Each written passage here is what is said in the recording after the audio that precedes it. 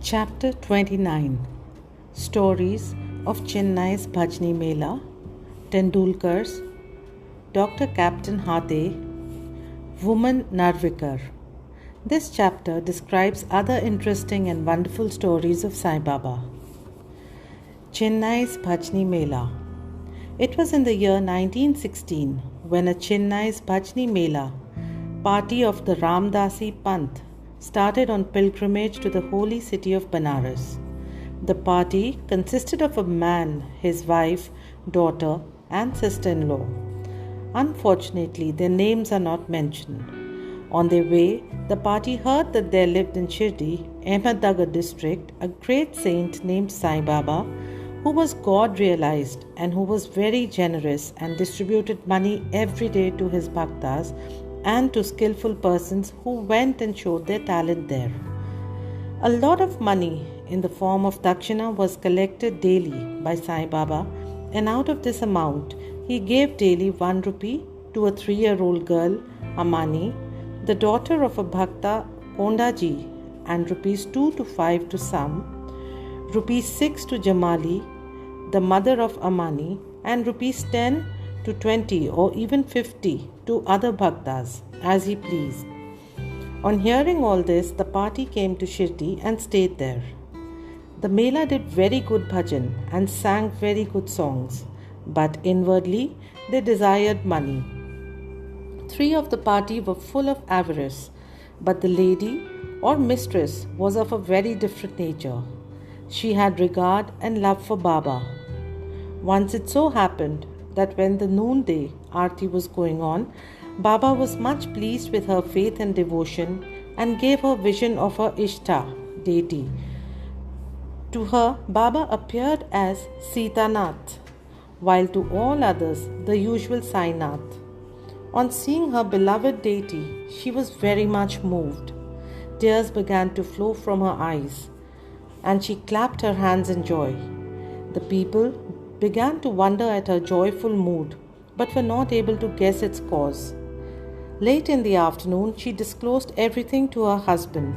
She told him how she saw Sri Ram in Sai Baba.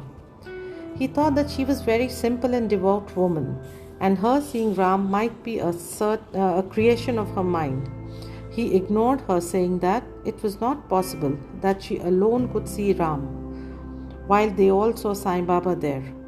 She did not resent this remark, as she was fortunate enough to get Ram Darshan, as and when her mind was calm and composed and free from avarice. Wonderful vision. Things were going on like this when the husband got a strange vision in his dream one night. He was in a big city. The police there had arrested him, tied his hands with a rope, and put him up in a cage. As the police were tightening the grip, he saw Sai Baba standing quiet outside near the cage. On seeing Baba so close, he said in a plaintive tone, "After hearing your fame, I resorted to your feet, and then why should a calamity befall me when you are standing here in person?" Baba said, "You must suffer the consequences of your action." He said, "I have not done anything in this life which would bring such a misfortune on me." Baba said, "If not in this life, you must have committed some sin in your past life." He replied, "I do not know anything of my past life, but assuming that I did commit some sin then, why should it not be burnt and destroyed in your presence, as it happens to dry grass before fire?" Baba: "Have you got such faith?" He: "Yes." Baba then asked him to close his eyes. No sooner did he shut them than he heard a thumping sound of something falling down, and after opening his eyes, he saw that he was free and the police fallen down, bleeding. Being much frightened, he began to look at Baba, who said, "Now you are well caught. Officers will now come and arrest you." Then he begged, "There is no other savior except you. Save me anyhow." Then Baba again asked him to close his eyes. He did so, and when he opened them again, he saw that he was free, out of the cage, and that Baba was by his side.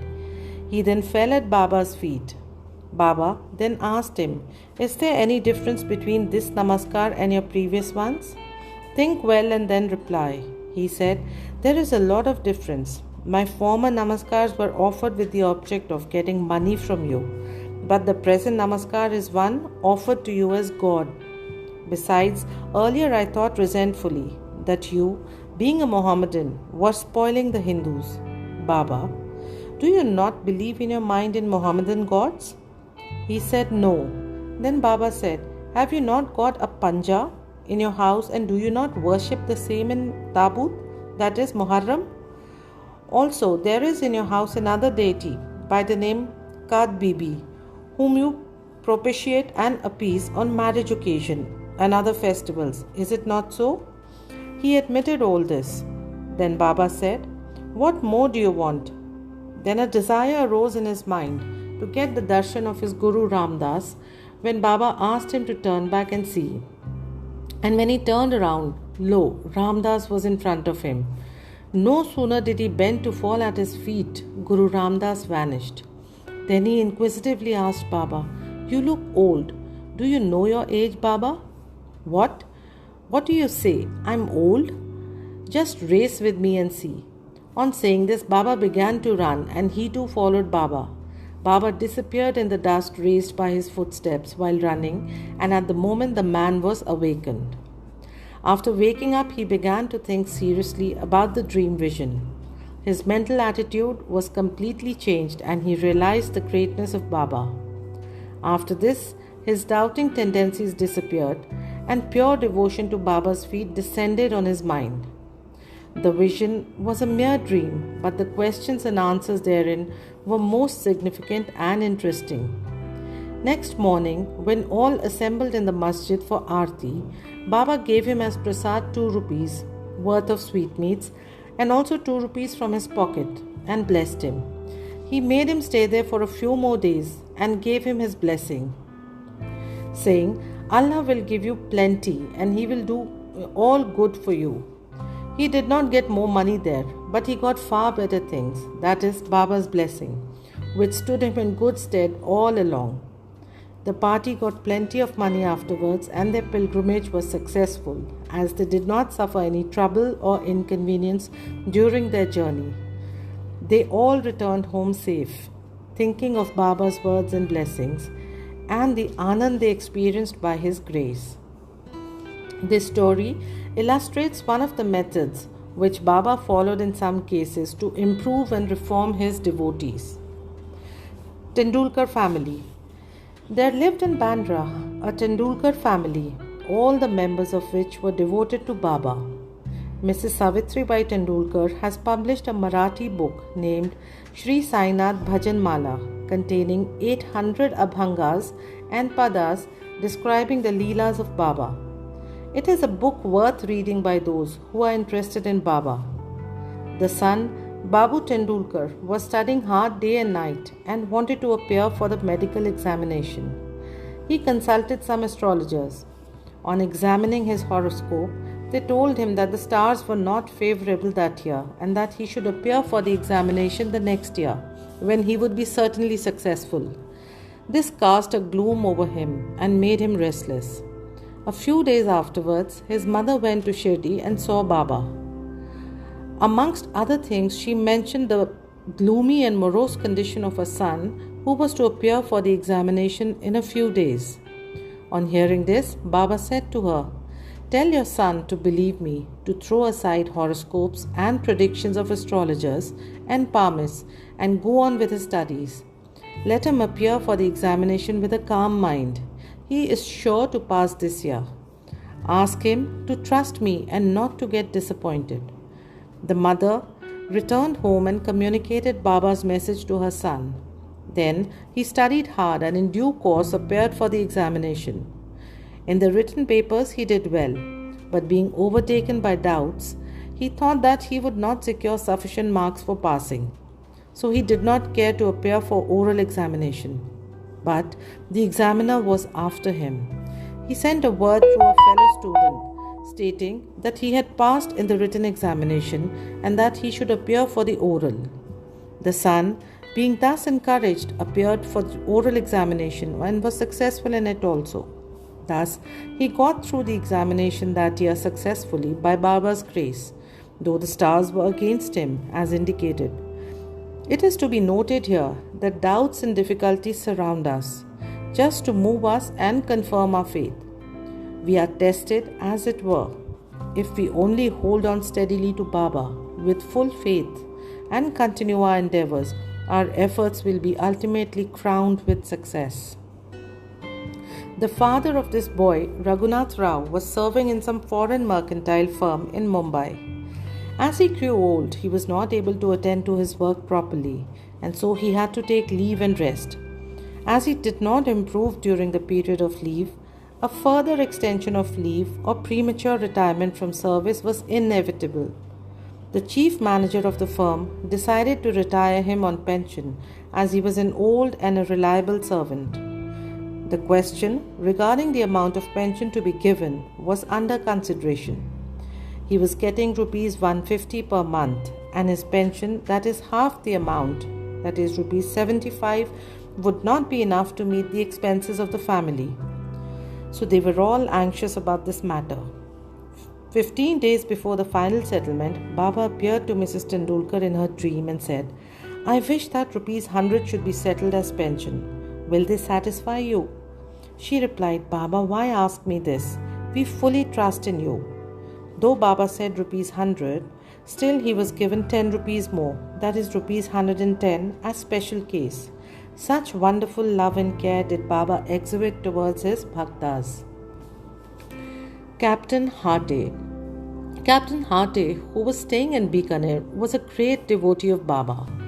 Once, Baba appeared to him in his dream and said, "Did you forget me?" 𝙁𝙗𝙗𝙗 then immediately held Baba's feet and replied, "If a child forgets his mother, how could he be saved?" Then 𝙁𝙗𝙗𝙗 went into the garden and took out fresh 𝙒𝙬𝙗𝙗𝙗 vegetables, and after arranging them, Shraddha and Dakshina was about to offer all this to Baba when he was awakened and came to know that the whole thing was a dream. Then he decided to send all these things to Baba at Shirdi. When he came to Gwalior some days afterwards, he sent rupees 12 by money order to a friend with instructions that 2 rupees should be spent in buying Siddha articles and 𝙒𝙬𝙗𝙗𝙗 vegetables, and those should be offered to Baba with rupees 10 as Dakshina. The friend went to Shirdi and purchased the things mentioned, but 𝙒𝙬𝙗𝙗𝙗 was not available.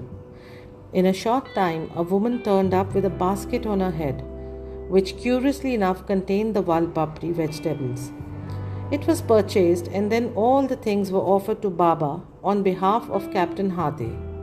Mr. Nemonkar prepared the Nivedya next day and offered the same to Baba.